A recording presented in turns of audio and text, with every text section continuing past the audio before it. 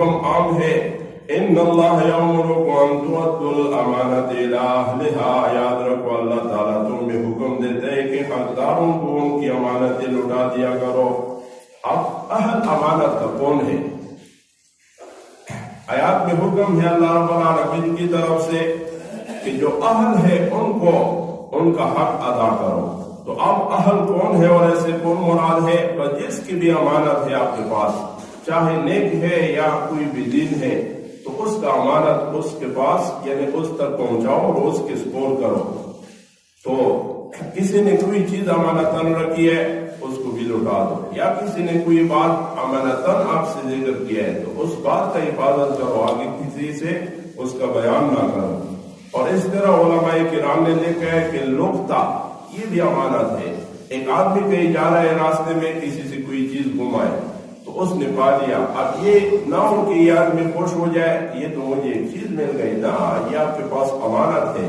اور پھر پیکے کی کتابوں میں وہ تفصیل موجود ہے کہ گمی ہوئی چیز ملنے کے بعد دین اور شریعت کا کیا حکم ہے، ایک چھوٹی چیز ہے اس کے لیے کتنے عرصے تک اعلانات کرو، اور اس سے زائد یا اس سے زائد کوئی چیز ہے تو اس کے لیے پھر کتنے عرصے تک اعلانات کرو۔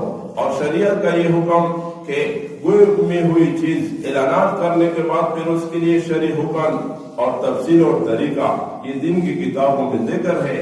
تو یہ نہ ہو کہ ایک آدمی اسے اپنے استعمال میں لائے۔ ہاں، اگر یہ آدمی خود کوئی آدمی نہیں ملا اور استعمال میں لایا، خود مستحق ہے، تو جب بھی مالک ملے پھر اس کو لوٹانا ہوگا، یا خود مستحق نہیں ہے مستحقین تک پہنچاؤ، لیکن اس شرط میں کہ اس گمی ہوئی چیز کا مالک مل گیا پھر اپنی طرف سے اس کو چیز ادا کرنا، اس کو کہتے ہیں لقطہ۔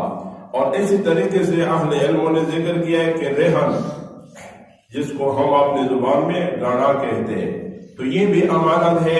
بطور رہن کسی سے کوئی چیز رکھی ہے، قرض دیا ہے اس کے عوض میں، تو اب اس چیز سے پیدا اٹھانا یہ ناجائز اور حرام سود کے زمرے میں ہے نا، یہ اس کا امانت ہے، بس اس نے آپ کو جو چیز آپ کا اس کے ذمہ ہے واپس کیا، یہ چیز بھی اس کو واپس کرو۔